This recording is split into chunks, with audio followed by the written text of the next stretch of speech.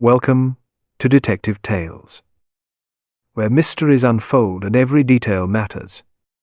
Inspired by the timeless works of Agatha Christie, this channel brings you classic-style detective stories filled with suspense, hidden motives, and unexpected revelations. Here, you'll walk alongside brilliant minds like Hercule Poirot and Miss Marple, unraveling puzzles where nothing is quite as it seems. Prepare yourself for intrigue, atmosphere, and a journey into the golden age of detective fiction. The case begins now. Chapter 1. Death Among the Needles. The December wind rattled the windows of St. Mary Mead's village hall with an insistence that seemed to mirror the animated chatter within. Miss Jane Marple adjusted her spectacles and observed the familiar gathering of the Christmas knitting circle with the gentle attention she gave to all matters of village life.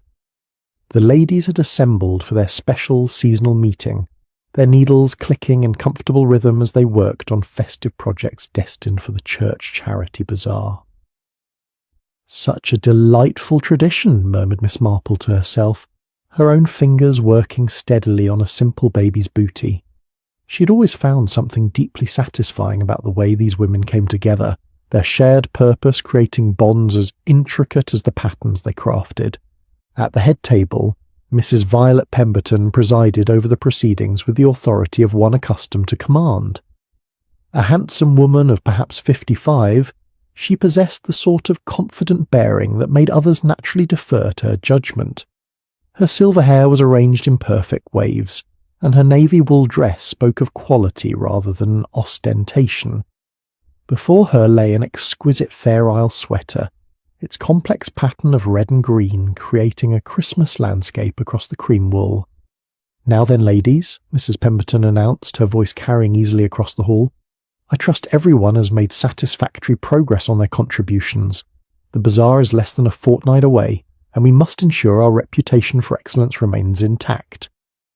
Miss Marple noted the slight stiffening of shoulders around the room. Mrs. Pemberton had a way of making even charitable endeavours feel like examinations, though none would dare voice such a thought aloud. Mrs. Fletcher, a nervous woman with prematurely grey hair, looked up from her knitting with obvious anxiety. "I do hope my tea cosies will be adequate, Mrs. Pemberton.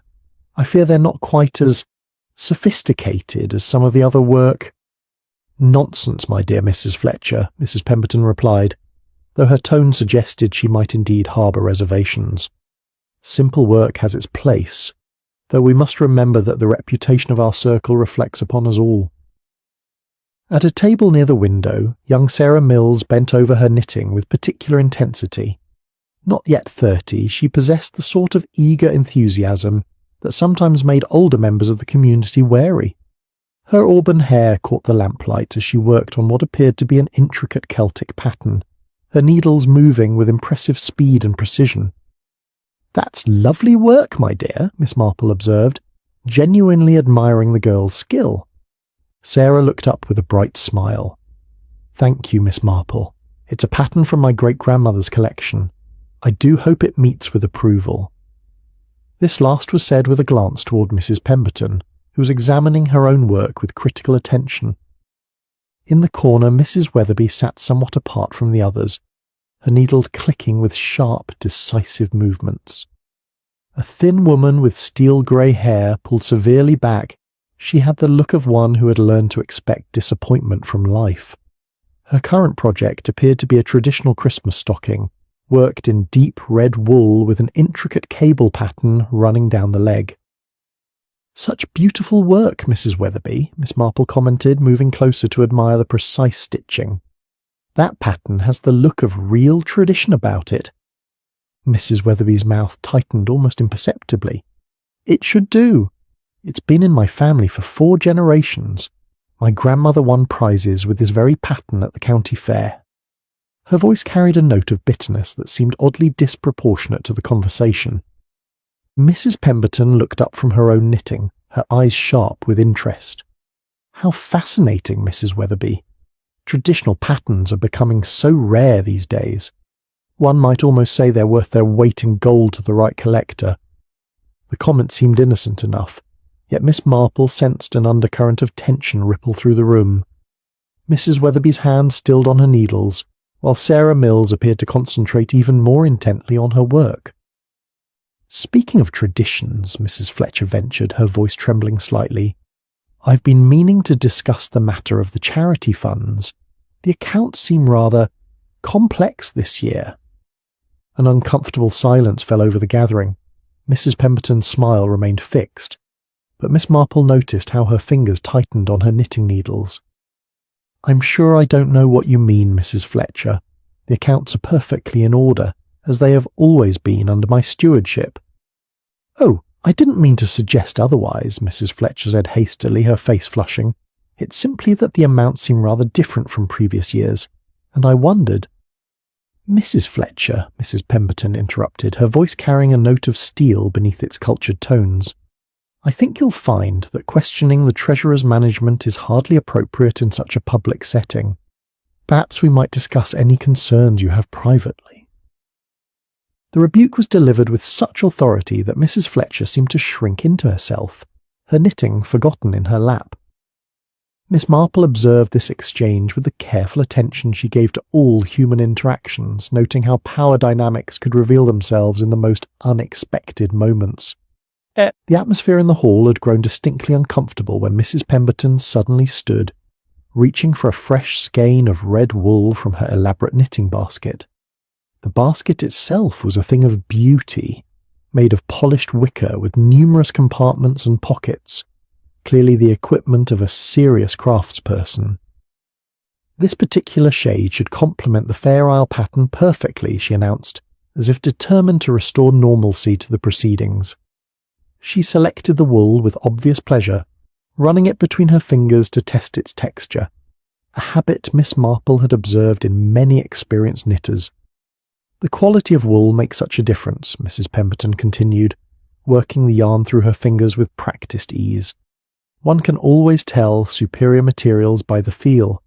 This particular skein cost nearly twice what one might pay elsewhere, but the results justify the expense." She had been working for perhaps 10 minutes when Miss Marple noticed a change in her demeanour.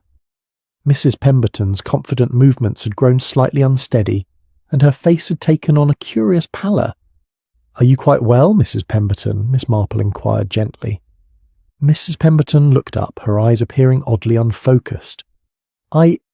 Yes, of course. Simply a bit warm, I think." But even as she spoke, her hands began to tremble, and the elaborate knitting slipped from her grasp. Dr. Haydock, who had been quietly working in the corner on a surprisingly competent scarf, immediately rose and approached with professional concern.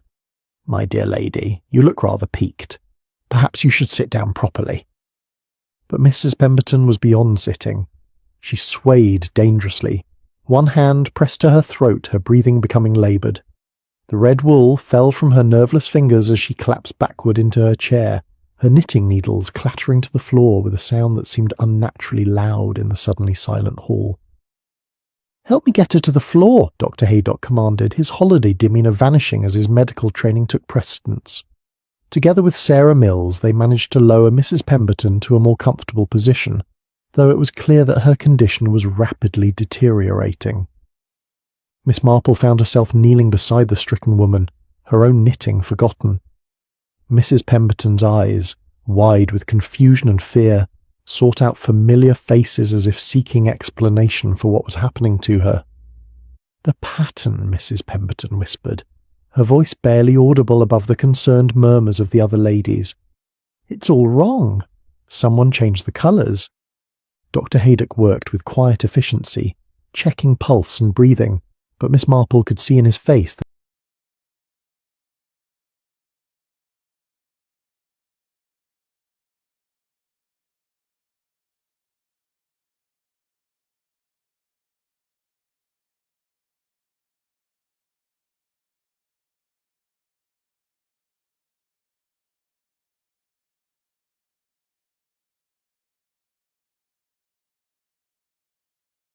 his efforts were likely futile. Mrs. Pemberton's breathing had become increasingly shallow, and her skin had taken on an alarming blue tinge. "Call for an ambulance," the doctor ordered quietly. though his tone suggested it would be too late. Within minutes, Mrs. Violet Pemberton, president of the St. Mary Mead Christmas Knitting Circle and acknowledged expert in Fair Isle patterns, was dead. Her final words about patterns and colours seemed to hang in the air like an accusation, while around her lay the scattered evidence of her craft, wool, needles, and the half-finished sweater that would never be completed. Miss Marple remained kneeling beside the body, her mind already working with the methodical precision that had served her well in previous encounters with sudden death. She had learned long ago that in such moments, the truth often revealed itself in the smallest details, and she was already beginning to catalogue the curious elements of this tragic evening. The Christmas Knitting Circle had gathered to create objects of beauty and charity. Instead, they had witnessed something far more sinister, and Miss Marple suspected that before this matter was resolved, many carefully guarded secrets would be unravelled like stitches pulled from a finished garment. Chapter 2. The Poisoned Yarn Skein. The arrival of Inspector Slack at the village hall brought with it the familiar bustle of official investigation, though Miss Marple noted with some amusement that even the good inspector seemed rather at sea when confronted with the domestic mysteries of a knitting circle. She observed him examining the scattered needles and abandoned wool with the expression of a man trying to decipher a foreign language. Dr. Haydock had remained with the body, his professional demeanour intact, despite the obvious distress the evening's events had caused him. Miss Marple had always found him to be a man of considerable perception, and she was not surprised when he drew Inspector Slack aside for a private consultation. "Most irregular circumstances, Inspector," Dr. Haydock murmured, his voice pitched low enough that only those nearest could hear. The symptoms were quite unmistakable once one knew what to look for. The rapidity of onset, the particular coloration of the skin, the respiratory distress, all consistent with what I would expect from a concentrated dose of cyanide. Inspector Slack's eyebrows rose considerably. "Cyanide? Good heavens, Doctor, are you quite certain? How on earth would such a thing find its way into a knitting circle?" "That, Inspector, is precisely what we must determine." Dr. Haydock glanced toward the knitting basket that still sat beside Mrs. Pemberton's chair, its contents now taking on a more sinister aspect. "I detected a distinct odour when I first attended to the deceased, rather like bitter almonds, though not everyone can perceive it. Given the symptoms and the rapid progression, I would stake my professional reputation on poisoning being the cause of death." Miss Marple found herself studying the faces of the remaining knitting circle members with renewed interest. Mrs. Fletcher sat hunched in her chair, her knitting clutched to her chest like a shield, her eyes darting nervously between the inspector and the body. Sarah Mills had positioned herself near the window, ostensibly to provide light for her needlework, though Miss Marple suspected the girl was more interested in maintaining a clear path to the exit should circumstances require it. Mrs. Weatherby, however, presented the most intriguing study. She continued her knitting with mechanical precision, her needles clicking in steady rhythm despite the chaos surrounding her. There was something almost defiant in her concentration, as if she were determined to demonstrate that death itself could not disrupt the proper order of things. "I say, Inspector," Dr. Haydock continued, "you might want to examine that red wool she was working with when she collapsed. Cyanide can be absorbed through the skin, particularly if it's been dissolved in a suitable medium. If someone had treated yarn with a solution—" The inspector's expression grew increasingly grave as the implications became clear. "You mean to say someone deliberately poisoned the wool? But how could they know she would handle that particular skein?" Miss Marple cleared her throat gently. "If I might venture an observation, Inspector, Mrs. Pemberton was quite particular about her materials. She had a habit of testing the quality of yarn by running it through her fingers, rather like a wine connoisseur savouring a vintage. Anyone familiar with her methods would know she would inevitably handle any new wool in precisely that manner." "Quite right, Miss Marple," Dr. Haydock confirmed. "The hands, you see, particularly the fingertips, provide an excellent absorption surface. A concentrated solution applied to yarn would transfer readily to the skin, and from there, into the bloodstream. Devilishly clever, actually, in a perfectly horrible way. Inspector Slack approached Mrs. Pemberton's knitting basket with considerably more respect than he had initially shown. Using his handkerchief, he carefully lifted the red skein that had fallen from the deceased woman's hands. Even from her position several feet away, Miss Marple could detect an unusual sheen to the wool, as if it had been treated with some sort of liquid. "Dr. Haydock, would you be so good as to examine this without touching it directly?" the inspector requested. "If your theory is correct, we'll want to handle this with extreme caution." The doctor leaned forward, his trained senses alert for any telltale signs. After a moment he nodded grimly. "There's definitely an unusual odour, Inspector. And see how the wool has a slightly different texture from the other skeins, as if it's been dampened and dried again."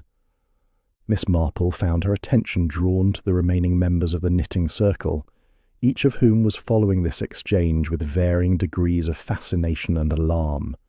It occurred to her that whoever had prepared this particular trap would likely be displaying the most convincing performance of surprise. "Mrs. Fletcher," she said gently, "you mentioned earlier that you had concerns about the charity accounts. Might I ask what prompted those particular worries?" The nervous woman started as if she had been struck. "Oh, Miss Marple, I hardly think this is the time, with poor Mrs. Pemberton lying there." "On the contrary," Inspector Slack interjected, his tone becoming more authoritative, "this may be precisely the time. If Mrs. Pemberton had enemies, we need to know about them. Please answer Miss Marple's question." Mrs. Fletcher's hands twisted in her lap, her knitting forgotten. "It's just that the amounts seemed rather substantial this year. Mrs. Pemberton said we'd received several generous donations, but when I asked to see the correspondence, she became quite defensive, said it wasn't necessary for ordinary members to concern themselves with such details." "And did you accept that explanation?" Miss Marple inquired. "Well, not entirely. You see, I happened to be at the post office when Mrs. Pemberton collected the mail, and I couldn't help noticing that she received rather a lot of correspondence from London firms, fashion houses, I believe. It seemed odd for someone involved in a village knitting circle." Sarah Mills looked up sharply from her needlework. "Fashion houses? But why would they be writing to Mrs. Pemberton?" Miss Marple observed the genuine puzzlement in the young woman's voice. Either Sarah was an accomplished actress, or this information was as surprising to her as it appeared to be. Mrs. Weatherby's needles never paused in their rhythm, but Miss Marple noticed a slight tightening around her eyes. "Perhaps," she said carefully, "Mrs. Pemberton had business interests beyond our little circle." "What sort of business interests?" Inspector Slack demanded. Mrs. Weatherby shrugged, her focus apparently still on her knitting. "I'm sure I wouldn't know. Mrs. Pemberton was not one to discuss her private affairs with the likes of us." There was something in her tone that suggested she knew rather more than she was willing to admit, but before Miss Marple could pursue the matter further, Dr. Haydock called for their attention. "Inspector, I think you should see this." He was examining Mrs. Pemberton's knitting basket more closely, having borrowed a pair of tweezers from the first aid kit. "There's a small vial tucked into one of the side compartments. Appears to be labelled as hand cream, but given the circumstances. The vial was small and unremarkable, the sort of thing any lady might carry for the care of hands roughened by household work, or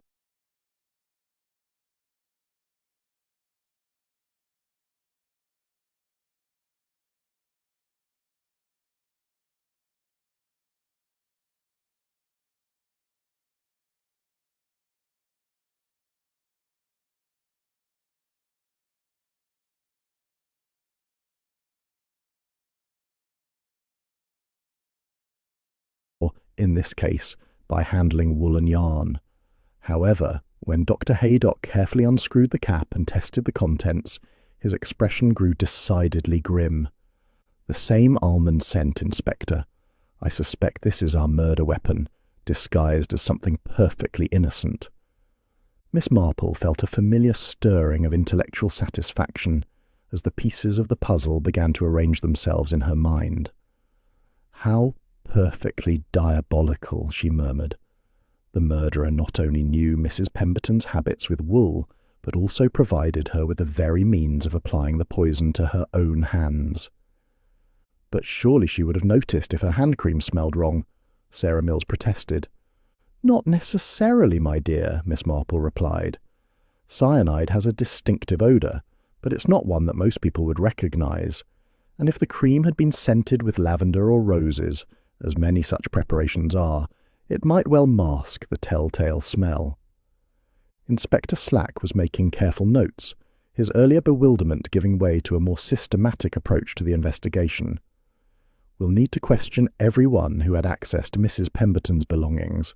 Who would have had opportunity to tamper with either the wool or the hand cream?" The 3 surviving members of the knitting circle exchanged glances, each clearly aware that they were now suspects in a murder investigation. The comfortable camaraderie that had characterized their meetings had been replaced by an atmosphere of suspicion and barely concealed fear. Miss Marple studied each face in turn, her mind cataloguing every reaction, every fleeting expression that might provide insight into the truth. She had learned long ago that the most dangerous criminals were often those who appeared most ordinary, most trustworthy. In her experience, murder was rarely the work of obvious villains, but rather of seemingly respectable people driven to desperate acts by circumstances that might appear trivial to others.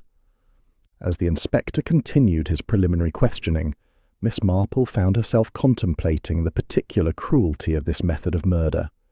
To poison yarn, the very material that represented creativity, warmth, and charitable giving, suggested a mind that took pleasure in perverting innocence. This was not a crime of passion or sudden impulse, but something planned with careful deliberation and executed with cold precision. The Christmas decorations around the hall, so cheerful and welcoming just hours earlier, now seemed to mock the tragedy that had unfolded beneath them. Miss Marple suspected that before this matter was resolved, the true spirit of Christmas, charity, forgiveness, and goodwill toward men, would be put to its severest test. Chapter 3. Secrets in the Knitting Basket. The following morning brought with it that peculiar quality of light that follows tragedy. Everything appeared sharper, more defined, as if the very air had been clarified by shock. Miss Marple made her way to the village hall at Inspector Slack's request, her walking stick tapping a gentle rhythm against the frost-hardened path. She had spent the night in contemplation, her mind turning over the events like a careful knitter examining drop stitches. Inspector Slack had cordoned off the hall, though he greeted Miss Marple with the grudging respect he had learned to accord her insights. "Thought you might like to have another look at the scene, Miss Marple. That basket of Mrs. Pemberton's. There's more to it than meets the eye." Indeed, in the harsh morning light filtering through the hall's tall windows, Mrs. Pemberton's elaborate knitting basket revealed itself to be even more sophisticated than Miss Marple had initially observed. The polished wicker construction concealed numerous compartments and hidden recesses, each designed with the precision of a craftsman who understood the needs of serious needlework. "Rather like a conjurer's apparatus," Miss Marple observed, running her fingers lightly along the basket's edges. "All manner of secret places where one might conceal things not intended for casual observation." Dr. Haydock, who had remained to assist with the investigation, nodded grimly. "I've examined it more thoroughly this morning, Miss Marple. What appeared to be simple dividers are actually false bottoms, creating hidden compartments throughout." With careful precision, Inspector Slack demonstrated how various sections of the basket could be lifted to reveal concealed spaces beneath. The first compartment yielded a collection of receipts, each one representing a purchase that seemed extravagant for a village knitting circle's treasury. £50 for a single skein of cashmere, the inspector read aloud, his voice registering disbelief. £37 for what's described as heritage wool from Scottish Highland sheep. Miss Marple, these amounts are extraordinary. Miss Marple examined the receipts with the careful attention she might give to a difficult passage in a cherished book. "Most enlightening, Inspector. You'll notice the dates. These purchases were made over the past 6 months, always in amounts that would suggest considerable discretionary income." "But where would Mrs. Pemberton obtain such funds?" Dr. Haydock inquired. Her husband left her comfortably situated, but hardly wealthy enough to justify such expenditure on wool. The answer to this question emerged from the second hidden compartment, which contained correspondence that cast Mrs. Pemberton's activities in an entirely different light. The letters bore the letterheads of several London fashion houses, their contents revealing a business relationship that would have astonished the members of the Christmas knitting circle. "Listen to this," Inspector Slack said, his voice heavy with significance. "Dear Mrs. Pemberton, we are delighted with the authenticity of the traditional patterns you have provided. The Fair Isle design has been particularly well received by our clients, who appreciate genuine folk artistry. We look forward to your promised collection of Christmas patterns, which our buyers assure us will command premium prices in the luxury market." Miss Marple felt that familiar tightening of understanding that accompanied the recognition of human venality. She was selling the patterns, Inspector, the very designs that the ladies of the circle contributed freely for charitable purposes. Dr. Haydock's expression grew troubled. "But surely the patterns belong to the women who created them. How could Mrs. Pemberton claim ownership?"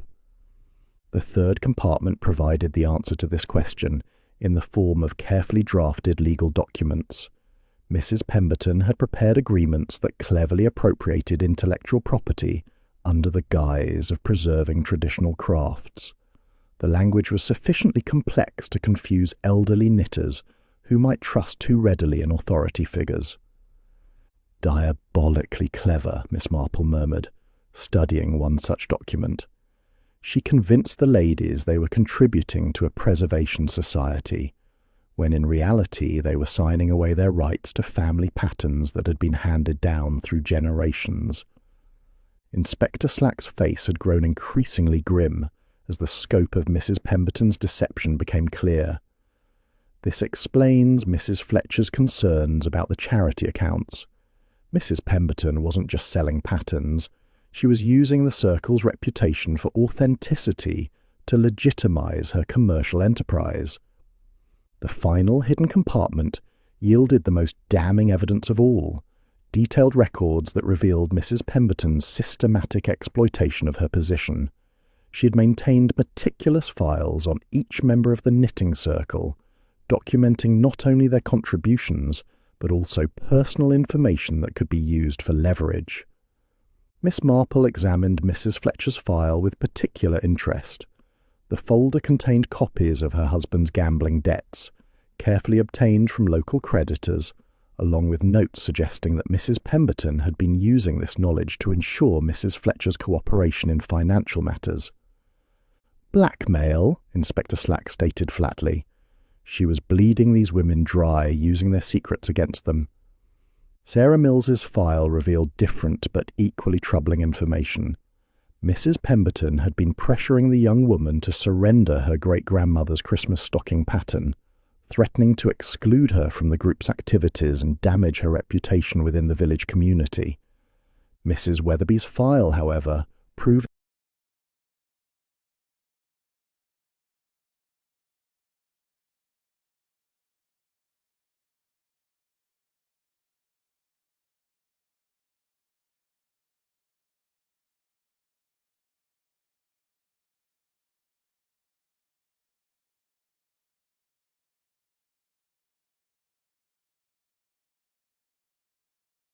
the most illuminating of all. The documents revealed that Mrs. Pemberton had not merely copied the older woman's grandmother's patterns, she had actually forged historical documentation claiming that the designs originated with the Pemberton family lineage. "This is monstrous," Dr. Haydock observed, his medical training having provided him with considerable insight into human psychology. She wasn't content merely to profit from others' work. She sought to erase their heritage entirely. Miss Marple found herself reminded of a particularly unpleasant woman she had known in her youth, who had systematically appropriated others' accomplishments while maintaining an appearance of respectable charity. The parallels were disturbingly exact. "There's something else here," Inspector Slack announced, withdrawing a leather-bound notebook from the deepest recess of the basket. "Appears to be Mrs. Pemberton's personal records of her business activities." The notebook revealed the full extent of Mrs. Pemberton's operation. She had been systematically identifying elderly knitters throughout the county, gaining their trust through apparent interest in preserving traditional crafts, then appropriating their family patterns through a combination of legal manipulation and emotional coercion. The financial records were equally revealing. Mrs. Pemberton had been earning substantial sums from her pattern theft, with individual designs commanding prices that would have seemed incredible to their original creators.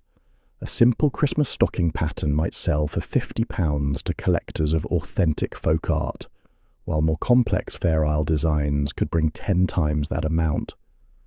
She planned to publish a book, Miss Marple observed, examining the final entries in the notebook, an anthology of traditional village patterns, which would have established her reputation as an authority on folk needlework, while simultaneously legitimizing her theft. Dr. Haydock shook his head in disgust. The woman was a parasite, feeding on the creative heritage of others, while presenting herself as a benefactor to the community. Inspector Slack closed the notebook with a decisive snap. "Well, this certainly provides us with motives aplenty. The question now becomes which of our suspects finally decided that Mrs. Pemberton had gone too far." Miss Marple gazed out the window at the peaceful village scene beyond, her mind working through the implications of their discoveries. In her experience, murder was rarely the first resort of decent people driven to desperation. More often, it represented the final act in a long drama of oppression and exploitation, when all other avenues of justice had been exhausted. The Christmas decorations around the hall now seemed to mock not only the tragic events of the previous evening, but also the systematic betrayal of trust that had preceded them. Mrs. Pemberton had perverted the very spirit of charitable giving, transforming acts of generosity into instruments of personal profit. As Inspector Slack began the process of cataloguing evidence, Miss Marple found herself wondering which of the 3 remaining suspects had finally discovered the full extent of Mrs. Pemberton's crimes, and decided that death was the only adequate response to such thoroughgoing corruption of human decency. Chapter 4. The Pattern Keeper's Final Row. The afternoon sun cast long shadows across the village hall as Miss Marple settled herself in one of the uncomfortable wooden chairs that had witnessed the previous evening's tragedy. Inspector Slack had arranged for the 3 surviving members of the knitting circle to be interviewed separately, and Miss Marple had been invited to observe, a courtesy that spoke to the inspector's growing respect for her particular insights into the darker corners of human nature. Mrs. Fletcher arrived first, her nervous disposition even more pronounced than usual. She clutched a small handbag as if it were a lifeline, her eyes darting about the hall as though she expected Mrs. Pemberton's ghost to materialize among the scattered Christmas decorations. "Mrs. Fletcher," Inspector Slack began with professional gentleness, "we've discovered some rather disturbing information about Mrs. Pemberton's activities. I believe you may have suspected something of the sort." The poor woman's face crumpled slightly. I didn't know the full extent of it, Inspector, but I had begun to suspect that all was not as it should be." Miss Marple leaned forward with motherly concern. "My dear, it must have been terribly difficult for you, carrying such worries alone. Perhaps you could tell us what first alerted you to the problem." Mrs. Fletcher's hands twisted in her lap. "It was the money, you see. The amounts Mrs. Pemberton claimed we were receiving in donations, they seemed impossibly generous for a village charity, and when I asked to see the correspondence from our supposed benefactors, she became quite threatening." "Threatening in what way?" Inspector Slack inquired. "She said that if I continued to question her stewardship, She might be forced to reveal certain indiscretions of my husband's to the parish council.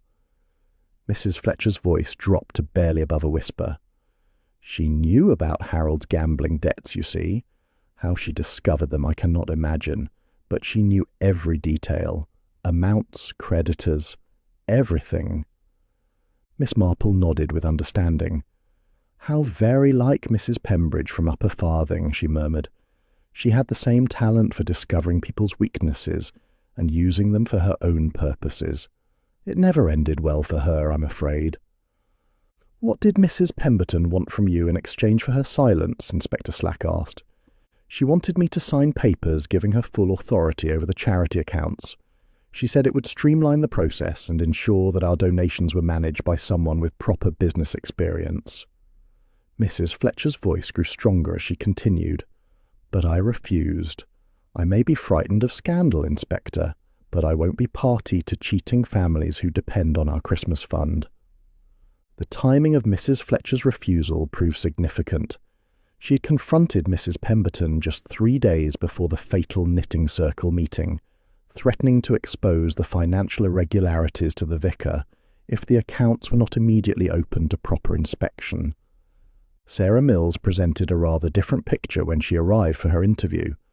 The young woman's composure seemed brittle, as if she were holding herself together through sheer force of will. Her usual bright confidence had been replaced by a wariness that suggested she had learned painful lessons about the true nature of adult relationships. "Miss Mills," Inspector Slack began, "we understand that Mrs. Pemberton had been pressuring you about certain family patterns." Sarah's jaw tightened. "She wanted my great-grandmother's Christmas stocking pattern. She claimed it would be preserved for posterity in some sort of historical archive she was creating." Miss Marple studied the girl's face with gentle attention. "But you suspected her motives were not entirely altruistic." "I began to have doubts when I saw similar patterns being advertised in a London magazine as exclusive traditional designs. The resemblance to patterns I'd seen in our circle was remarkable." Sarah's voice carried a note of bitter sophistication that seemed premature for her years. "When I questioned Mrs. Pemberton about this, she became quite unpleasant."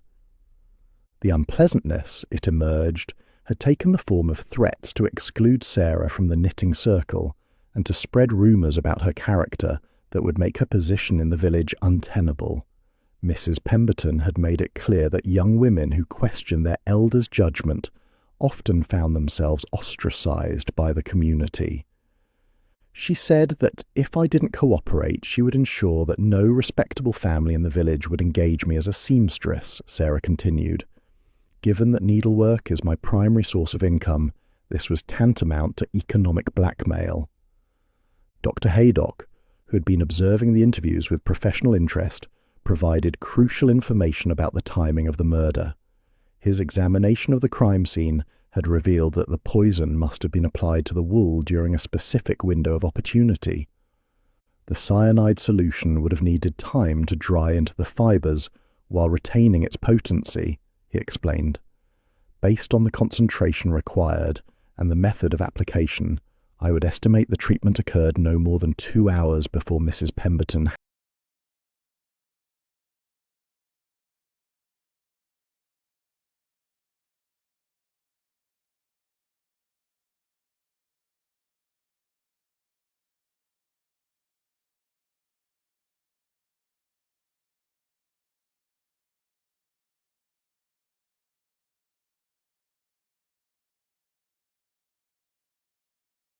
handled the wool. This timing narrowed the field of suspects considerably. The knitting circle had gathered at 7 o'clock, and Mrs. Pemberton had selected the fatal skein at approximately 8:15.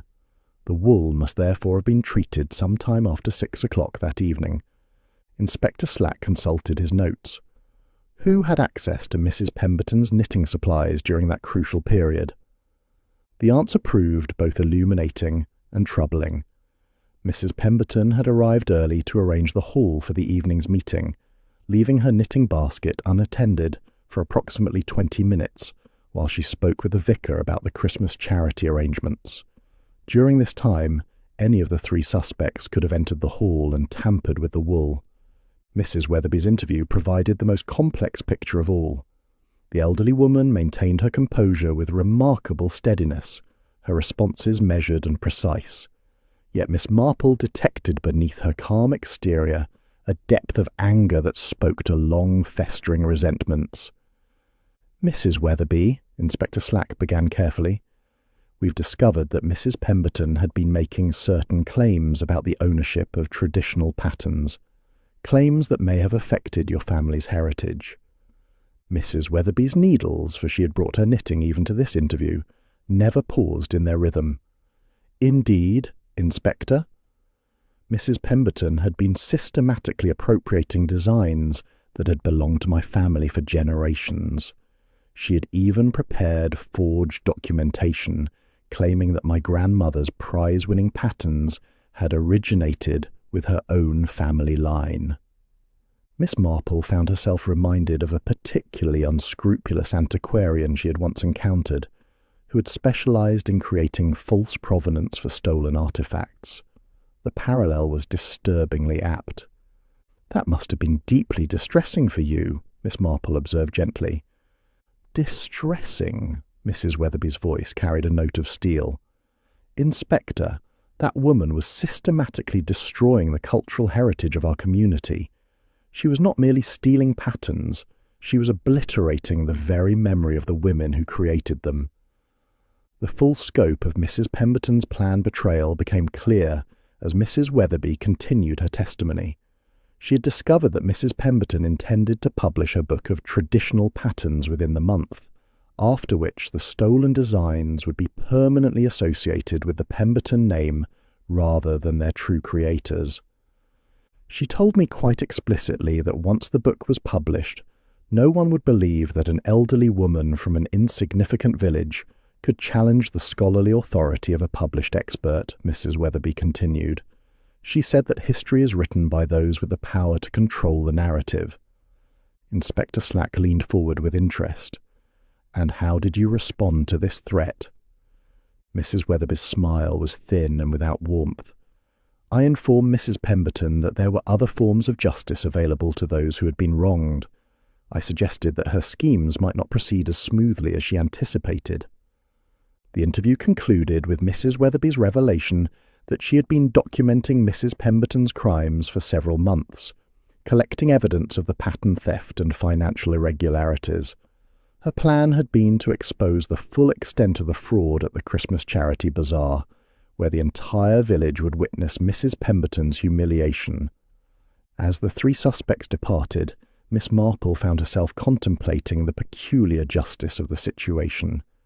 Mrs. Pemberton had been destroyed by the very medium through which she had chosen to commit her crimes, wool treated with deadly precision by someone who understood both the victim's habits and the properties of textile fibres. "Rather like a spider caught in her own web," she murmured to Inspector Slack, "though I suspect our murderer would consider it more akin to completing a particularly complex pattern, one that required every stitch to be placed with absolute precision." Chapter 5. Murder Most Cosy. The morning light filtering through Miss Marple's sitting-room windows held that peculiar quality of winter sunshine that seems to illuminate more than it warms. As she sat with her customary cup of tea contemplating the tragic events at the knitting circle, she found herself thinking of dear Mrs. Carmody from her youth, a woman who had possessed the extraordinary ability to appear utterly harmless, whilst conducting the most ruthless campaign of social destruction Miss Marple had ever witnessed. The parallel was most instructive. Mrs. Pemberton, like Mrs. Carmody, had understood that the most effective predators were those who operated within the very heart of respectable society, using the bonds of trust and community as both camouflage and weapon. A gentle rap at her door interrupted these reflections. Inspector Slack stood upon her threshold, his expression bearing that particular mixture of frustration and hope that she had come to recognize in policemen confronted with crimes that defied conventional investigation.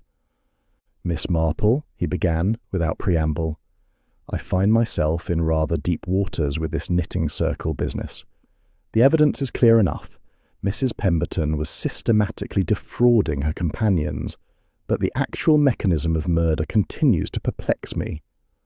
Miss Marple gestured him to a chair, noting with approval that he removed his hat without prompting. "Inspector, I suspect you are approaching this matter with the assumption that our murderer acted from sudden desperation. In my experience, however, the most dangerous criminals are often those who plan with meticulous care, using the very virtues of their victims against them." "You mean the poisoned wool was not a spontaneous choice?" "On the contrary, Inspector. I believe our murderer spent considerable time studying Mrs. Pemberton's habits, understanding precisely how her vanity and expertise could be manipulated to ensure her destruction." Miss Marple paused to pour tea, her movements deliberate and thoughtful. "Consider how perfectly the method suited both the victim and the setting. A knitting circle represents the epitome of domestic tranquillity. Ladies gathered for charitable purposes, their activities governed by tradition and mutual trust." Inspector Slack leaned forward with interest. "You're suggesting the murderer chose this method specifically to exploit that atmosphere of trust?" "Precisely. Mrs. Pemberton's murder was accomplished not despite the cosy nature of the knitting circle, but because of it. The killer understood that in such an environment, suspicion would be the very last thing to enter anyone's mind." Miss Marple set down her teacup with gentle precision. "After all, who would think to examine wool for poison? Who would suspect that charitable ladies might harbour murderous intentions?" The inspector consulted his notebook. "Dr. Haydock has confirmed that the cyanide was applied in a solution that would dry clear, leaving no visible trace. The murderer demonstrated considerable knowledge of both chemistry and textile properties." "Indeed, and more importantly, they demonstrated intimate knowledge of Mrs. Pemberton's character. They knew she would inevitably test any new wool by running it through her fingers. They understood her pride in her expertise would compel her to handle materials in precisely the manner necessary for the poison to take effect." Miss Marple rose and moved to her window, gazing out at the peaceful village scene beyond.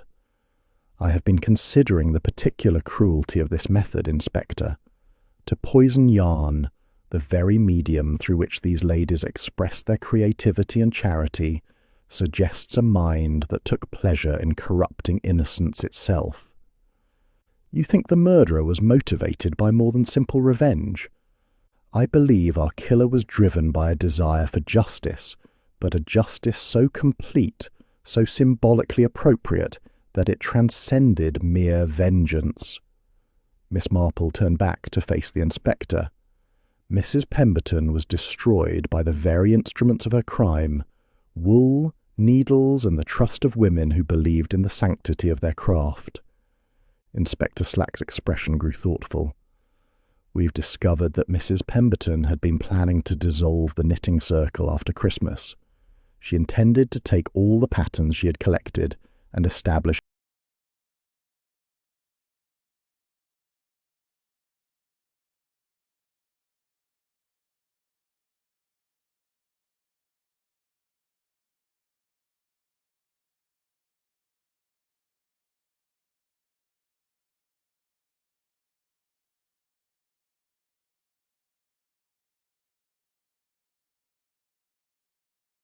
her own commercial enterprise in London." "How perfectly fitting! She planned to destroy the community that had nurtured her, much as she had already destroyed the heritage of individual families." Miss Marple resumed her seat, her mind working through the implications. "Tell me, Inspector, have you considered the significance of the timing? Why was this particular meeting chosen for the murder?" "Well, it was the Christmas gathering. All the key members would be present. More than that, I believe. Mrs. Pemberton had been escalating her demands upon the circle members.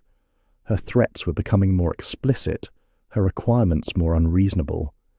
Someone had reached the conclusion that she could no longer be controlled through conventional means." Miss Marple reached for a letter that lay upon her side table. I received this from Mrs. Weatherby this morning.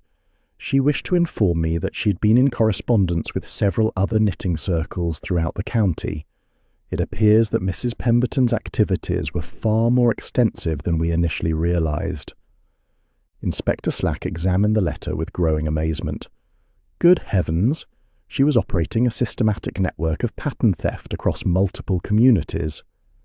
Indeed, Mrs. Weatherby's investigations revealed that Mrs. Pemberton had been targeting elderly knitters throughout the region, using the same methods of manipulation and legal coercion that she employed in St. Mary Mead. The scale of her fraud was truly extraordinary. But why did Mrs. Weatherby not come forward with this information earlier? Miss Marple smiled with gentle understanding. My dear Inspector, Mrs. Weatherby is a woman of the old school. She believes in gathering complete evidence before making accusations. I suspect she had been building a case that would not merely expose Mrs. Pemberton, but ensure that justice was both swift and comprehensive. The inspector made additional notes, his expression growing increasingly grave.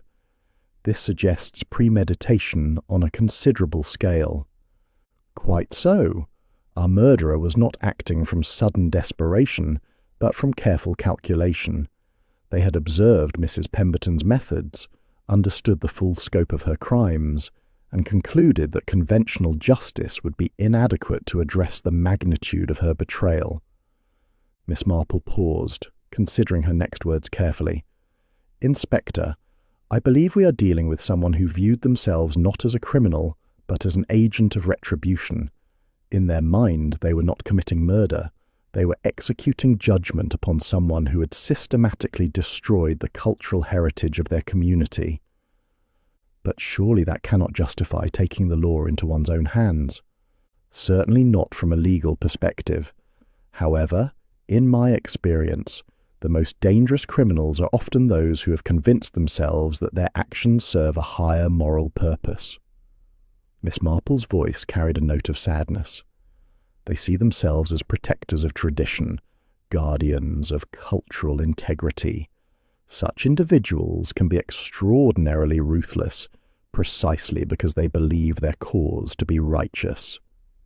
Inspector Slack rose to leave, his mind clearly wrestling with the complexities of the case. Miss Marple, do you have any insight into which of our three suspects might possess the combination of knowledge, opportunity, and moral conviction necessary for such a crime?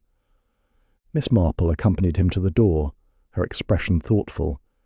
Inspector, I believe the answer lies not in who had the strongest motive for revenge, but in who possessed the deepest understanding of what Mrs. Pemberton's crimes truly represented. This murder was committed by someone who saw beyond the immediate financial fraud to the cultural devastation that lay beneath. As the inspector departed, Miss Marple returned to her contemplation of the case. The murder had been accomplished with such precision, such perfect understanding of both victim and method, that it suggested a mind of considerable sophistication. Yet it had been executed within the cosy confines of a village knitting circle, using the very atmosphere of domestic tranquillity as both shield and weapon.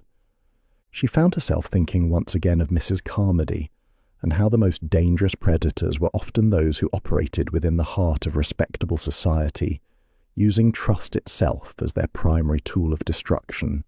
Chapter 6. The Christmas Sweater. Mystery. The afternoon shadows were lengthening across the village hall when Miss Marple returned to examine the scene of the crime with fresh eyes. Inspector Slack had granted her request to study Mrs. Pemberton's final project, the elaborate Fair Isle Christmas sweater that had been abandoned in such tragic circumstances. There was something about the unfinished garment that had been troubling her since the discovery of Mrs. Pemberton's criminal activities, a nagging sense that the sweater itself might hold secrets beyond its obvious beauty.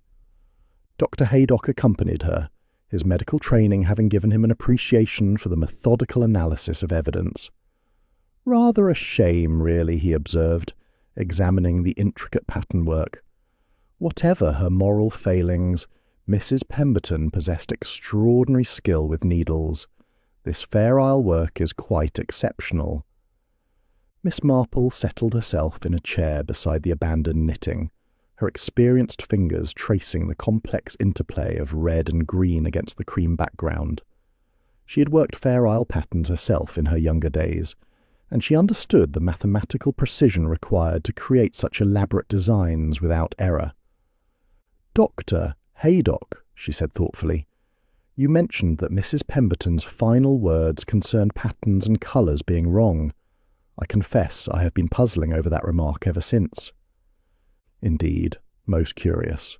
At the time I assumed it was merely the rambling of a dying woman, but given what we have learned about her activities—" Miss Marple lifted the sweater gently, examining it in the better light near the window.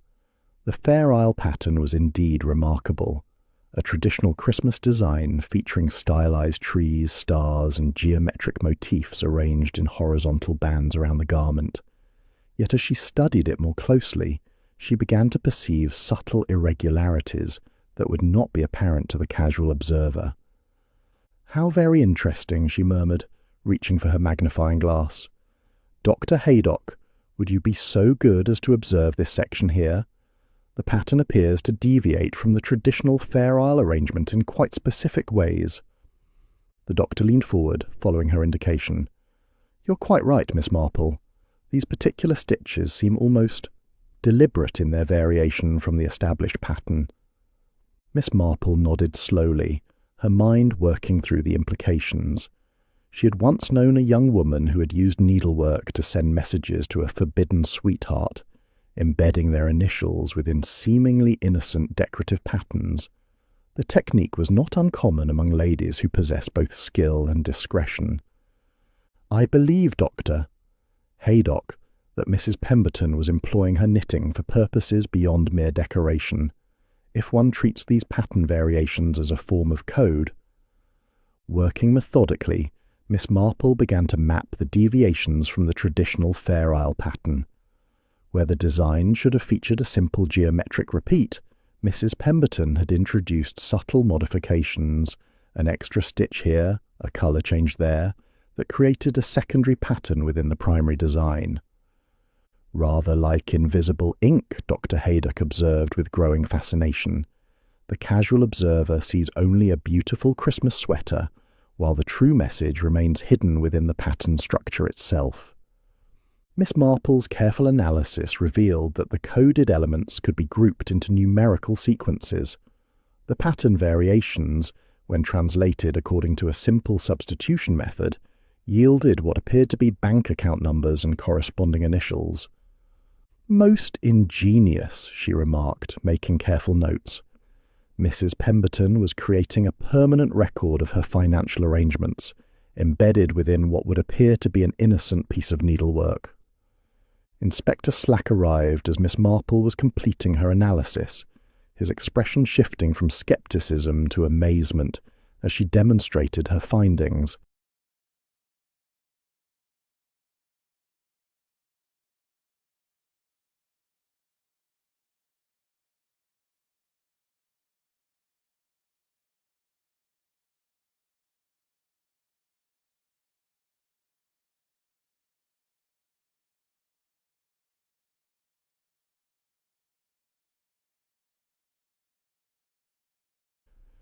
"You mean to say she was knitting bank account numbers into a Christmas sweater?" "Indeed, Inspector, and not merely account numbers. Observe these sequences here. They correspond to the initials of the London fashion houses we discovered in her correspondence. Mrs. Pemberton was creating what amounts to a coded business ledger, disguised as traditional holiday needlework." The implications were staggering. The sweater contained detailed information about Mrs. Pemberton's entire commercial network, account numbers, contact codes, and what appeared to be pricing structures for different categories of stolen patterns. It was, in essence, the complete blueprint of her fraudulent enterprise. "But why embed such sensitive information in knitting?" Dr. Haydock inquired. "Surely paper records would be more practical." Miss Marple smiled with the satisfaction of understanding.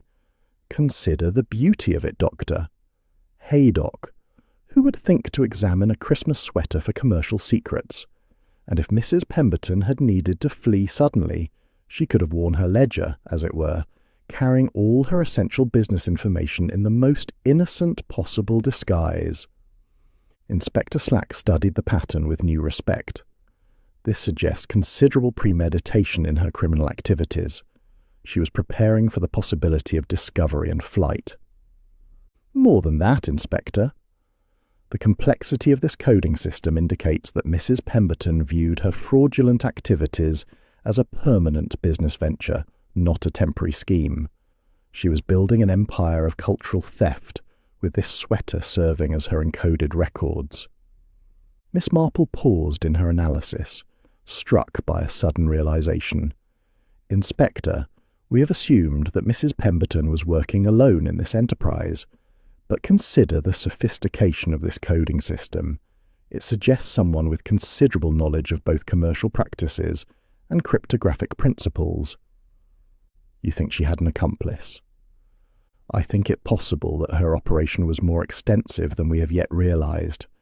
This sweater may represent not merely Mrs. Pemberton's personal records, but the central registry of a larger network of pattern theft and cultural appropriation.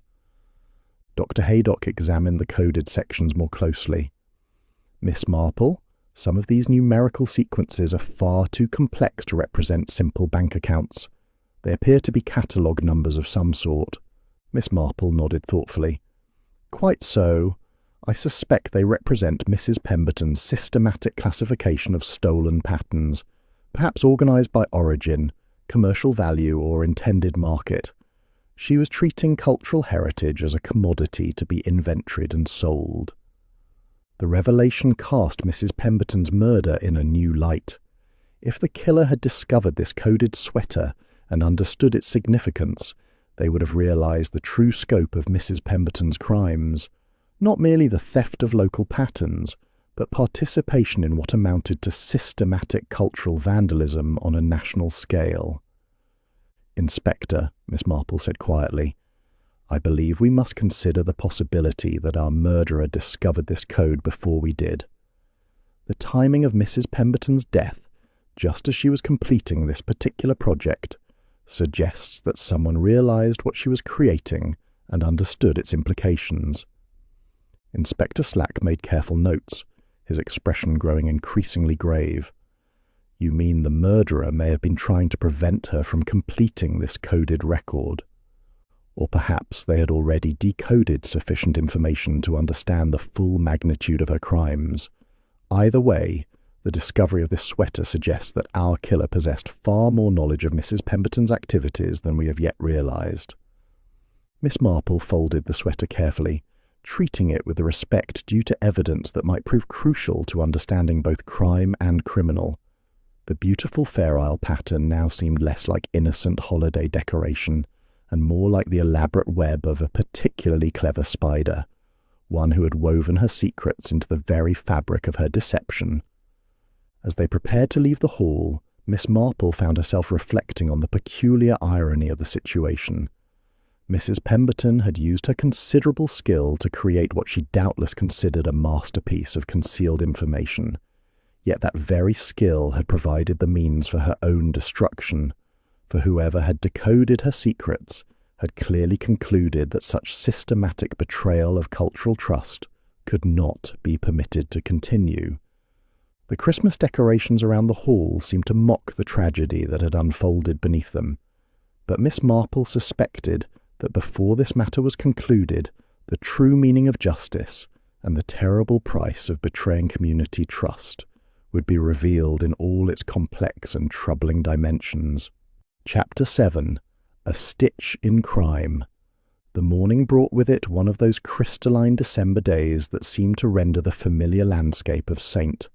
Mary Mead in sharp relief, as though nature herself were demanding closer scrutiny of details previously overlooked. Miss Marple found herself contemplating this phenomenon as she prepared for what promised to be a most illuminating meeting with Mrs. Weatherby, who had requested a private interview at her cottage on Vicarage Lane. The cottage itself spoke eloquently of its owner's character, neat, unpretentious, yet maintained with the sort of rigorous attention to detail that suggested a mind accustomed to precision in all matters. Mrs. Weatherby received Miss Marple in her sitting room, where the walls displayed an impressive collection of framed needlework that represented, Miss Marple suspected, generations of accumulated skill and tradition. "Miss Marple," Mrs. Weatherby began without preamble, "I believe the time has come for complete honesty regarding Mrs. Pemberton's activities. I've been conducting my own investigation for some considerable time, and I fear the scope of her crimes exceeds even what the police have thus far discovered." Miss Marple settled herself comfortably, noting with approval the methodical arrangement of documents that Mrs. Weatherby had prepared upon a small table. Here was a woman who understood that proper investigation required systematic approach and meticulous record-keeping. "My dear Mrs. Weatherby, I confess I have suspected as much. Your demeanour during the police interviews suggested you possessed knowledge that extended well beyond the immediate circumstances of our knitting circle." Mrs. Weatherby's smile held little warmth. "Indeed, I've been corresponding with knitting circles throughout the county and beyond for the past 6 months. What I discovered would astonish you, Miss Marple. Mrs. Pemberton's pattern theft was not the work of a moment's greed, but a systematic campaign of cultural appropriation that spanned several years."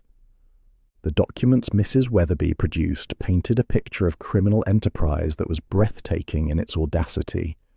Letters from elderly knitters in villages throughout Somerset, Devon and Cornwall revealed an identical pattern of exploitation. Mrs. Pemberton had presented herself as a scholar of traditional crafts, gaining access to family pattern collections under the pretext of historical preservation, only to appropriate the designs for commercial gain. "Mrs. Jenkins from Lower Tadfield," Mrs. Weatherby explained, indicating a particularly damning piece of correspondence, "wrote to inform me that Mrs. Pemberton had convinced her to part with her great-grandmother's christening gown pattern. She was told it would be displayed in a museum exhibition celebrating village craftsmanship.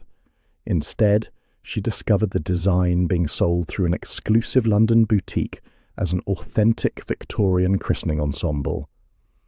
Miss Marple examined the letter with careful attention, noting the distinctive letterhead of the boutique in question. "How did you come to suspect the connection between these various incidents?" "I began to notice similarities in the stories that other elderly knitters shared during county guild meetings. The same approach, the same promises of preservation and scholarly attention, the same ultimate betrayal." Mrs. Weatherby's voice carried a note of cold anger that spoke to deep personal investment in the matter. Mrs. Pemberton was systematic in her approach, targeting isolated elderly women who possessed valuable traditional knowledge but lacked the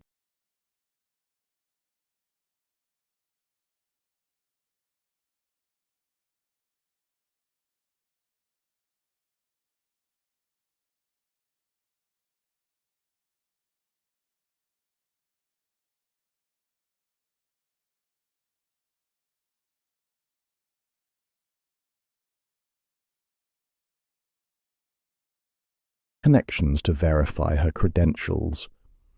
The pattern of exploitation was indeed systematic.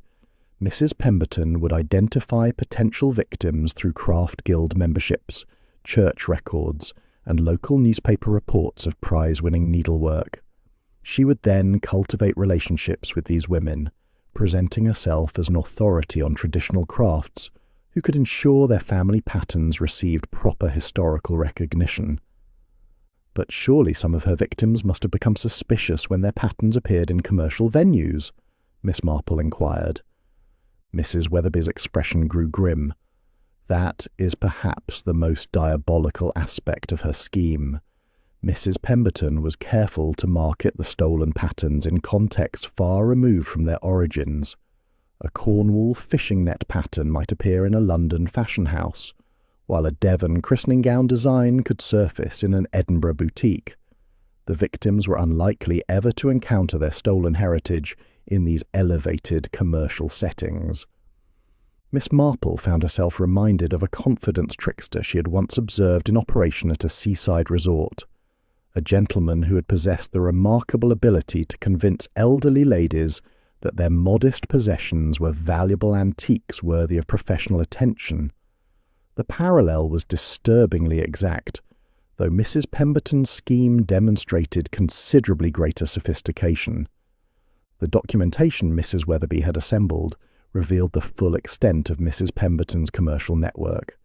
She had established relationships with fashion houses, textile manufacturers, and craft retailers throughout England, marketing herself as an expert in authentic traditional designs, who could provide exclusive access to patterns unavailable through conventional sources.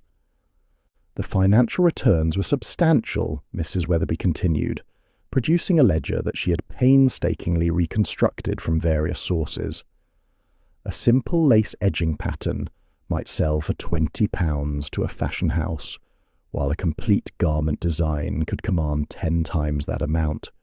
Mrs. Pemberton was earning more from pattern theft than many honest tradesmen make in a year. Miss Marple studied the ledger with growing amazement. The scope of the fraud was truly extraordinary. Hundreds of patterns stolen from dozens of victims, generating profits that would have supported a comfortable middle-class lifestyle indefinitely. But, Mrs. Weatherby, she observed gently, this level of investigation must have required considerable time and effort on your part. What prompted you to undertake such an extensive inquiry? Mrs. Weatherby's composure faltered slightly, revealing the personal pain that lay beneath her methodical facade. Mrs. Pemberton's theft of my grandmother's patterns was not merely financial fraud, Miss Marple. She was systematically erasing the creative legacy of women who had poured their hearts into their craft. Each stolen pattern represented not just intellectual property, but the love, skill, and cultural memory of generations.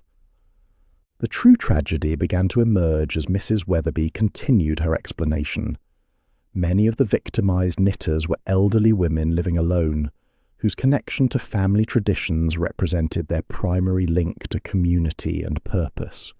When their patterns were stolen and commercialized, they lost not merely potential income, but their sense of cultural continuity and personal worth. Mrs. Pemberton understood this vulnerability and exploited it ruthlessly, Mrs. Weatherby explained. She convinced these women that their patterns were worthless curiosities unless validated by scholarly attention.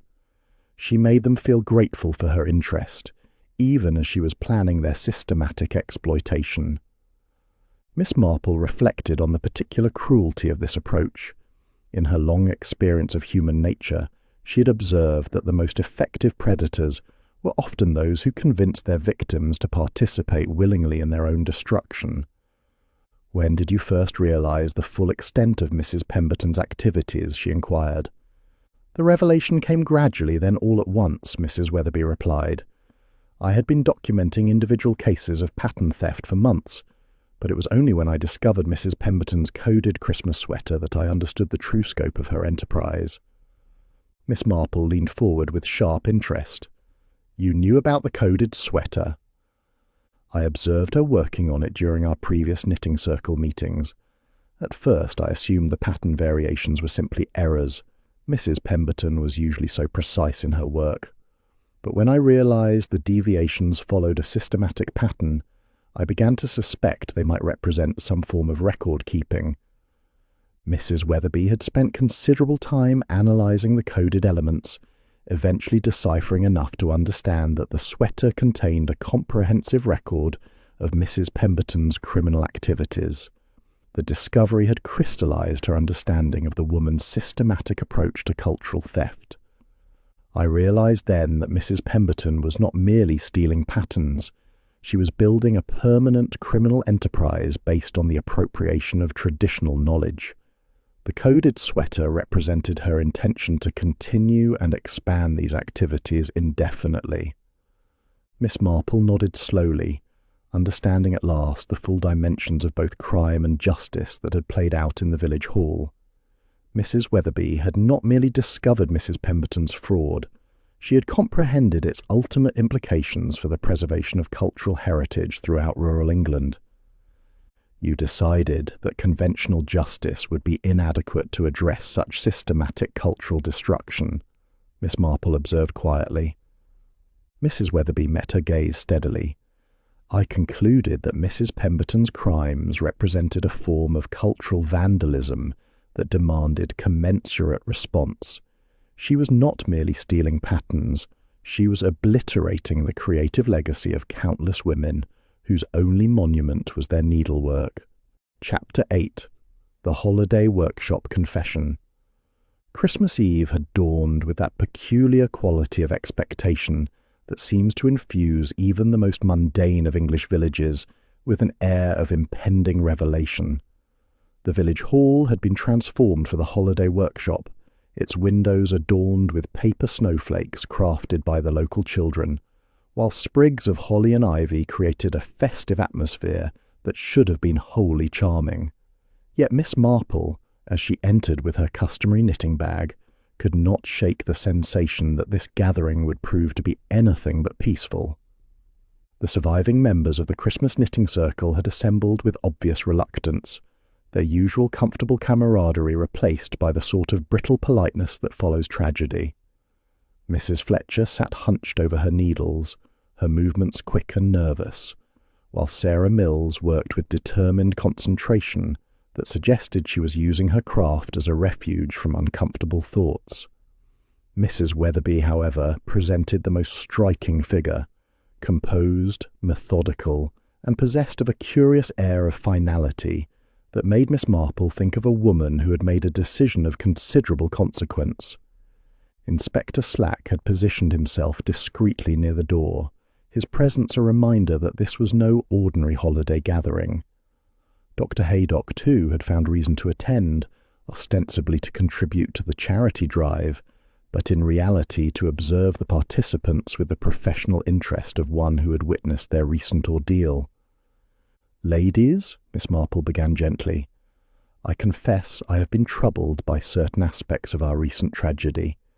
The investigation has revealed much about Mrs. Pemberton's activities, but I find myself wondering if we have yet understood the full extent of what occurred."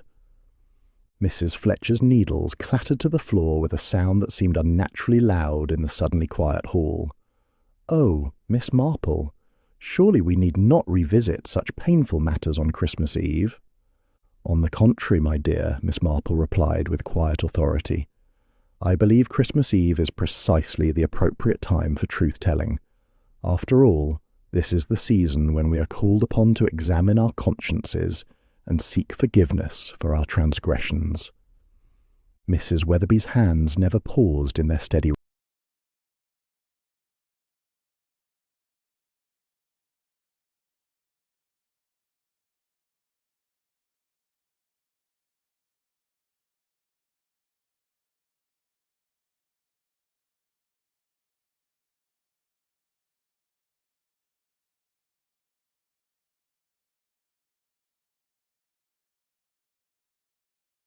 rhythm, but Miss Marple observed a subtle change in her posture, a straightening of the shoulders that suggested preparation for some long-awaited moment.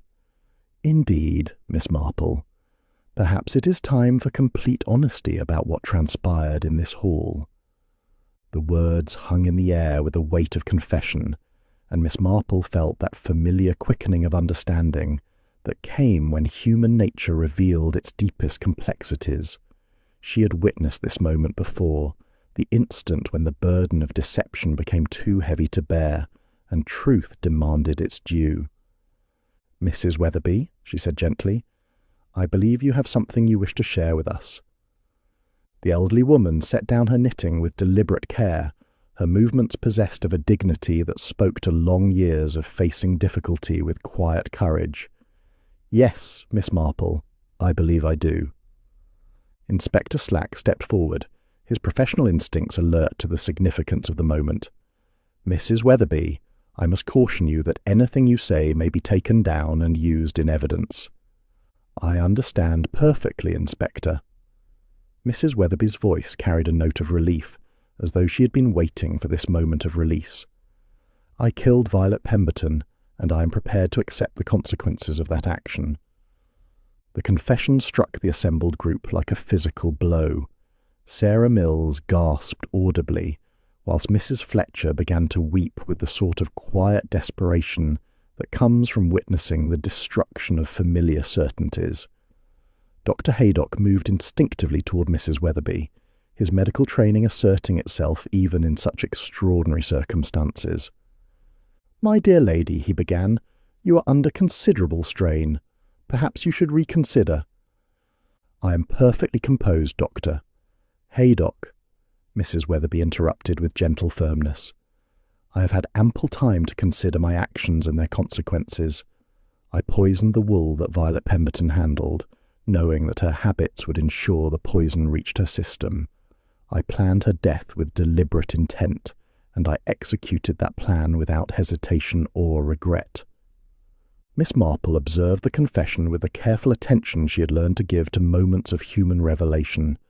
There was something in Mrs. Weatherby's manner that suggested not madness or desperation, but a kind of terrible sanity, the clarity of purpose that comes to those who have wrestled with moral complexity and emerged with absolute conviction.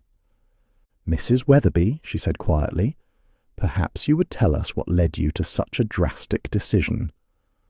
The woman's composure remained intact, though Miss Marple detected a tremor of emotion beneath the surface calm. "I discovered the full extent of Violet's crimes, Miss Marple. Not merely the theft of our local patterns, but her systematic destruction of cultural heritage throughout England. She was not simply a thief, she was a vandal who was obliterating the creative legacy of generations." Mrs. Weatherby's voice grew stronger as she continued, carrying the conviction of one who had found moral justification for extraordinary action. "I spent months documenting her activities, hoping to expose her through conventional means. But I came to realize that the damage she was causing was irreversible. Once those patterns were published under her name, the true creators would be forgotten forever." "But surely murder was not the answer," Sarah Mills whispered, her voice barely audible above the ticking of the hall's old clock. Mrs. Weatherby turned to regard the younger woman with something approaching maternal gentleness. "My dear child, Violet Pemberton was not merely stealing patterns. She was committing cultural genocide. She was systematically erasing the creative contributions of women whose only monument was their needlework.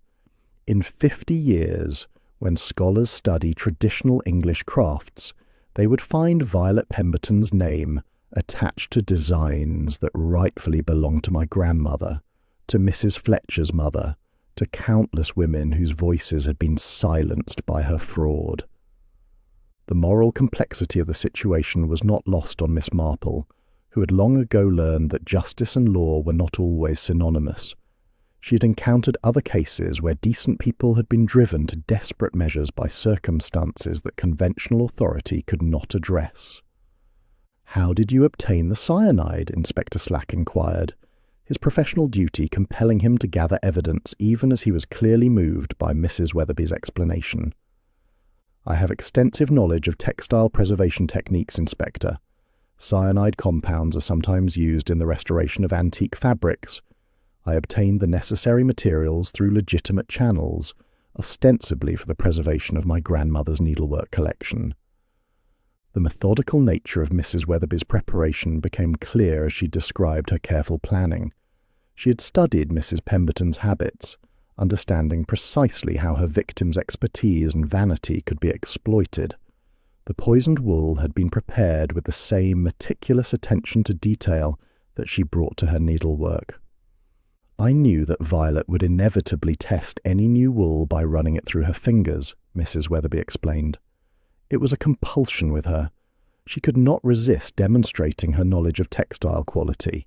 I simply provided her with the means of her own destruction." Miss Marple found herself thinking of Lady Macbeth's observation about the sleeping and the dead, and how both were merely pictures. Mrs. Weatherby had created a picture of innocence, a friendly knitting circle gathering, whilst executing a plan of considerable sophistication and moral complexity. "I do not expect forgiveness," Mrs. Weatherby continued, addressing the group with quiet dignity. "I have taken a life, and that is a sin that cannot be undone. But I will not pretend to regret preventing Violet from completing her work of cultural destruction. Some crimes are too great to be addressed through conventional means. Inspector Slack approached with obvious reluctance, his duty clear despite the tragic nobility of the confession. "Mrs. Weatherby, I must ask you to accompany me to the station." She nodded with the composed acceptance of one who had long ago counted the cost of her actions. "Of course, Inspector. I have been prepared for this moment since I first decided upon my course of action." As Mrs. Weatherby gathered her belongings with methodical care, Miss Marple reflected upon the strange justice that had been served in the village hall. A woman who had devoted her life to preserving traditional crafts had taken the life of one who sought to destroy them. It was a resolution that satisfied moral logic whilst violating legal precedent, the sort of complex human drama that reminded her why she had always found real life more fascinating than any fiction. Chapter 9. Truth in the Cable Pattern.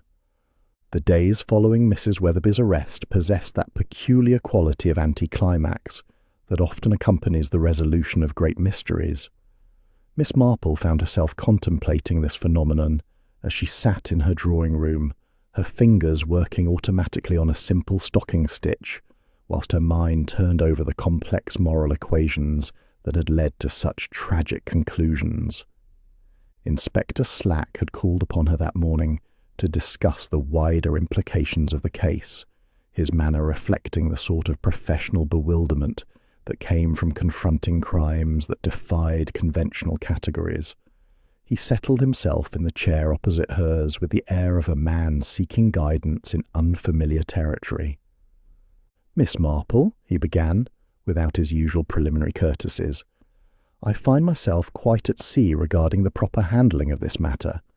Mrs. Weatherby's confession is clear enough, but the circumstances surrounding Mrs. Pemberton's activities have created complications that extend well beyond our usual jurisdiction."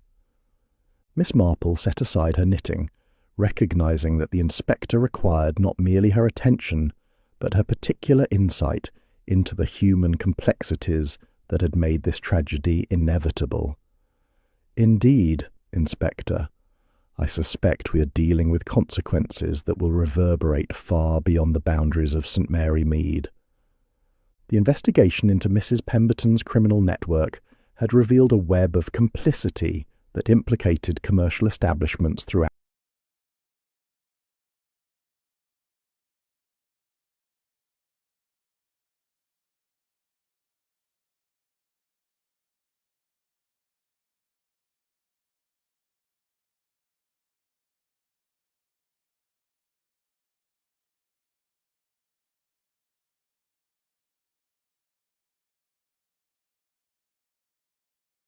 England.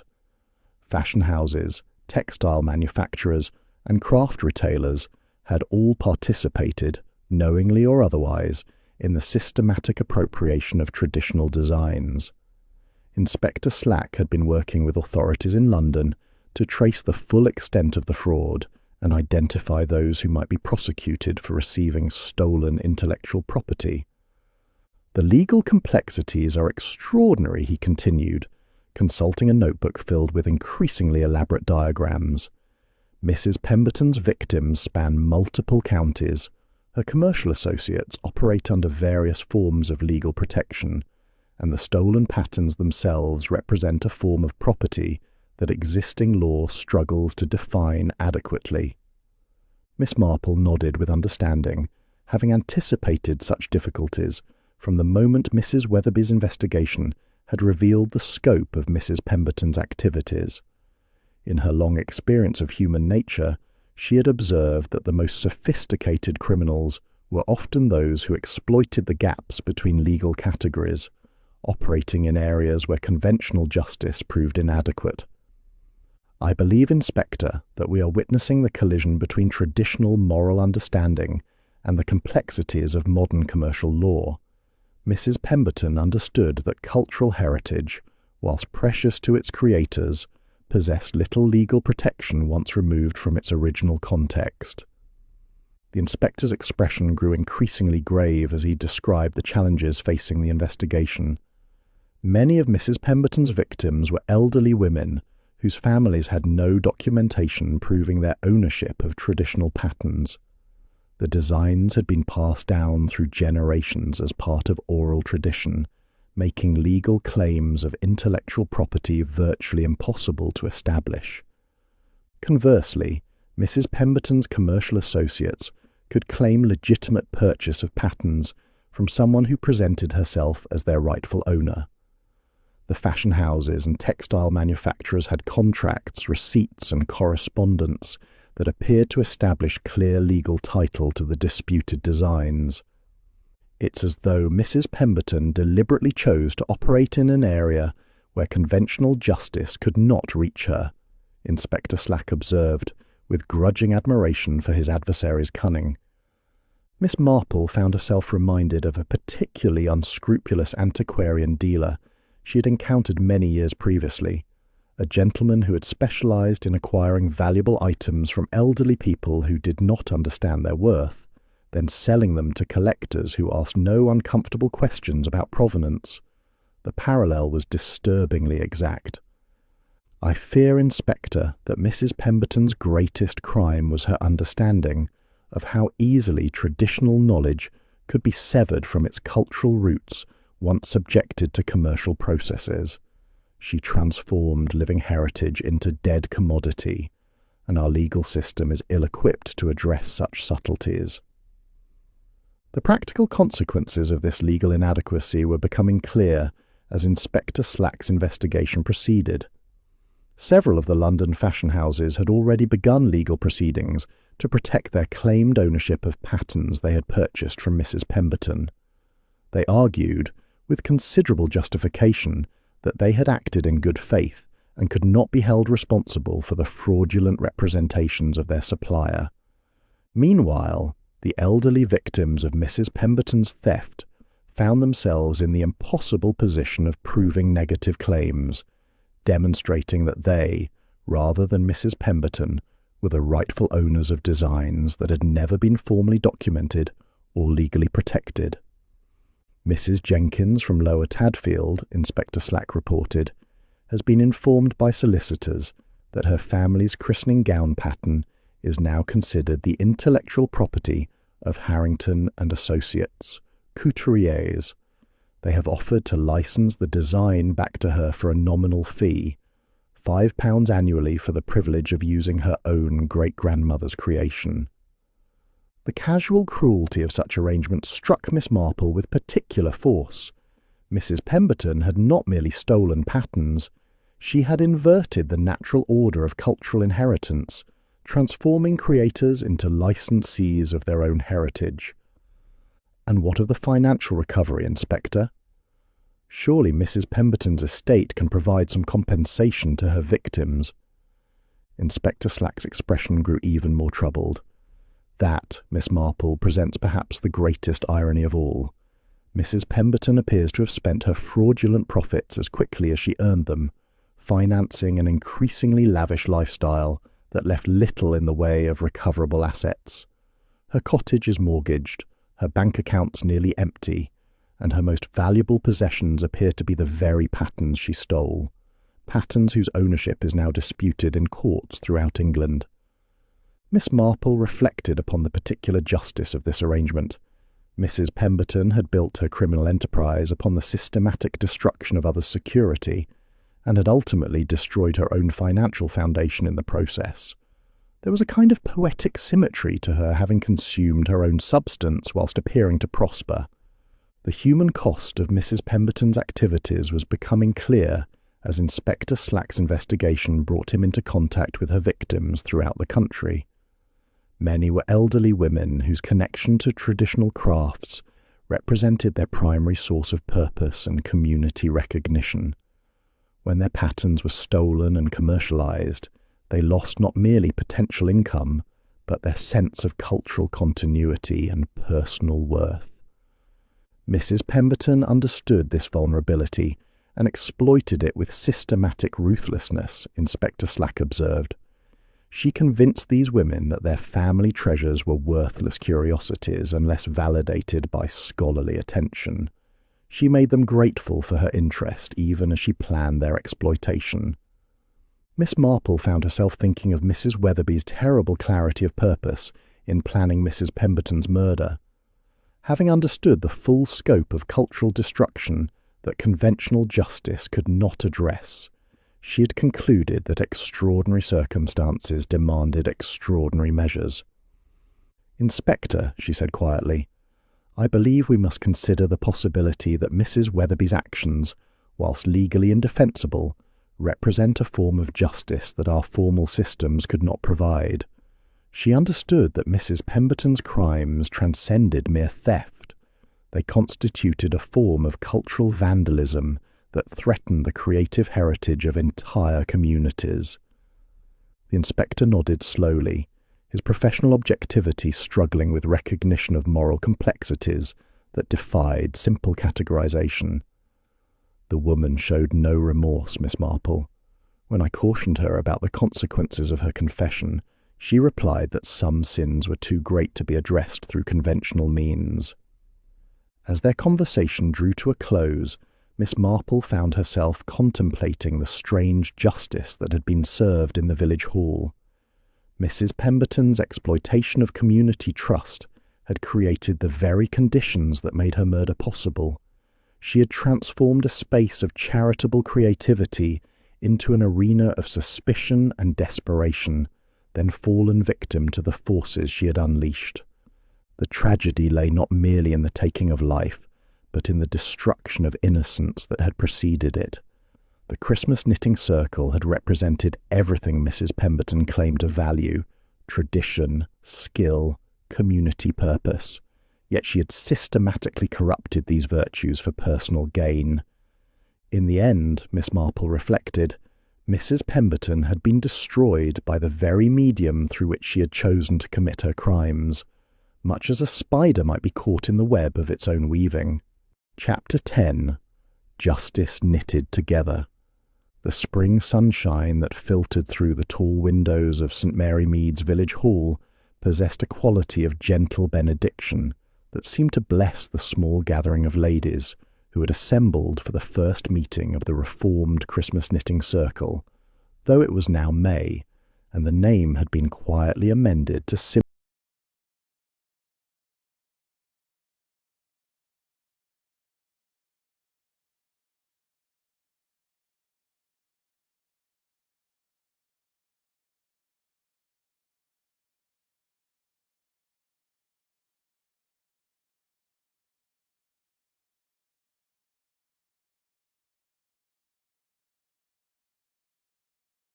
the St. Mary Mead Needlework Society. Miss Marple observed this transformation with the satisfaction of one who had witnessed order restored from chaos, though she remained acutely aware that the scars of recent tragedy would require considerable time to heal completely. Mrs. Fletcher, who had with some reluctance accepted the position of treasurer under the new arrangements, was explaining the safeguards that had been established to protect both funds and patterns from future exploitation. Her nervous disposition remained unchanged, but Miss Marple detected beneath it a quality of quiet determination that suggested the poor woman had discovered reserves of strength she had not previously known she possessed. "All financial records will be maintained in duplicate," Mrs. Fletcher announced, her voice gaining confidence as she spoke, "with copies held by both the treasurer and an independent oversight committee appointed by the parish council. No pattern may be shared with external parties without written consent from its creator or their designated representative." Sarah Mills, who had been elected secretary by unanimous consent, nodded approvingly as she made careful notes. The young woman had matured considerably during the months following Mrs. Pemberton's death, her eager enthusiasm tempered by hard-won understanding of how easily trust could be betrayed when one least expected it. "We have also established correspondence with the Traditional Crafts Preservation Society," Sarah added, "which has agreed to provide guidance on protecting intellectual property rights, whilst ensuring that genuine scholarship can proceed without exploitation. Miss Marple found herself thinking of Mrs. Weatherby, who was now serving her sentence in Holloway Prison with the same composed dignity she had brought to all her endeavours. The elderly woman had refused all offers of legal appeal, maintaining that justice had been served according to her own understanding of moral necessity. She continued her needlework in prison, teaching younger inmates the traditional techniques that Mrs. Pemberton had sought to commercialise and corrupt. The memorial project that had been established in Mrs. Weatherby's honour, though she had requested that her name not be associated with it, was proving remarkably successful in its mission to document and preserve authentic traditional patterns. Miss Marple served on the advisory committee, along with Dr. Haydock and the vicar, ensuring that the project maintained its focus on genuine preservation rather than commercial exploitation. "We have received correspondence from knitting circles throughout England," Sarah reported, with evident satisfaction, requesting guidance on protecting their own traditional patterns from unauthorised appropriation. It appears that Mrs. Pemberton's activities were more widespread than even we initially realised. The revelation of Mrs. Pemberton's extensive criminal network had indeed shocked the needlework community throughout Britain. Inspector Slack's investigation had ultimately led to prosecutions of several London fashion houses and the recovery of dozens of stolen patterns, though the legal complexities ensured that full justice remained elusive in many cases. Miss Marple had followed these developments with keen interest, recognising in them the sort of incomplete resolution that characterised most human affairs. Perfect justice, she had long ago learned, was a divine rather than earthly attribute, though one could occasionally discern traces of cosmic symmetry in the working out of human destinies. Dr. Haydock has kindly agreed to provide scientific consultation regarding the preservation of delicate textile artefacts, Mrs. Fletcher continued, indicating the good doctor, who had become something of an expert on the care of antique needlework since his involvement in the investigation. Dr. Haydock rose with his characteristic blend of professional authority and personal modesty. "I confess that my medical training proved unexpectedly relevant to questions of textile preservation. The principles of preventing deterioration apply whether one is dealing with human tissue or woolen fibres." The doctor's involvement in the memorial project had revealed an unexpected talent for historical research, and he had been instrumental in tracking down the legitimate owners of patterns that Mrs. Pemberton had stolen from other communities. His medical connections had proved invaluable in locating elderly victims whose families had long since scattered to different parts of the country. Miss Marple smiled as she observed the easy camaraderie that had developed among the remaining members of the circle. The tragedy that had brought them together had ultimately strengthened their bonds, creating the sort of deeper understanding that could only emerge from shared adversity honestly faced. "I believe," she said gently, "that we might take a moment to remember those who cannot be with us today, both Mrs. Pemberton, whose misguided actions taught us the importance of vigilance in protecting our traditions, and Mrs. Weatherby, whose dedication to preserving cultural heritage, though tragically misdirected, reminds us of our responsibility to future generations." The moment of silence that followed carried with it the weight of complex emotions: grief for lives destroyed, regret for trust betrayed, but also hope for the possibility of renewal and redemption. Miss Marple had observed that such moments were necessary for communities to heal from trauma, allowing acknowledgement of loss without permitting it to define the future entirely. As the meeting progressed, Miss Marple found her attention drawn to the Christmas decorations that adorned the hall, items created by the Reformed Knitting Circle for their successful charity bazaar. The irony was not lost on her that objects intended to celebrate Mrs. Pemberton's final Christmas had instead become symbols of the community's resilience in the face of betrayal. The charity drive had ultimately succeeded beyond all expectations, with contributions pouring in from knitting circles throughout England, once news of the saint. Mary Mead tragedy had spread. The funds raised had provided substantial assistance to local families, ensuring that some good had emerged from the ashes of Mrs. Pemberton's corruption. "We have one final item of business," Sarah announced, her voice carrying a note of particular significance. "Miss Marple has graciously agreed to work on a special project with us, a commemorative sampler that will feature authentic traditional patterns donated by their rightful owners, properly credited and preserved for posterity." Miss Marple felt a familiar warmth as she contemplated this undertaking. The sampler would serve as both memorial and manifesto, a declaration that traditional knowledge belonged to its creators and their designated heirs, not to those who would exploit it for commercial gain. As the meeting drew to a close, Miss Marple remained seated, while the other ladies gathered their belongings and exchanged the sort of domestic pleasantries that had always characterized such gatherings. Yet she sensed that something fundamental had changed in the quality of their interactions, a deeper awareness of how precious and fragile community trust could be, and how vigilantly it must be protected. The afternoon sun was beginning to slant through the western windows as Miss Marple finally rose to depart, her own simple knitting tucked safely in its familiar bag. She paused at the door to take one final look at the hall where so much drama had unfolded, reflecting on the strange alchemy by which human suffering could sometimes transmute into wisdom. In her long experience of village life, she had observed that communities, like individual people, could emerge from tragedy either strengthened or broken, depending largely upon their willingness to face uncomfortable truths about themselves.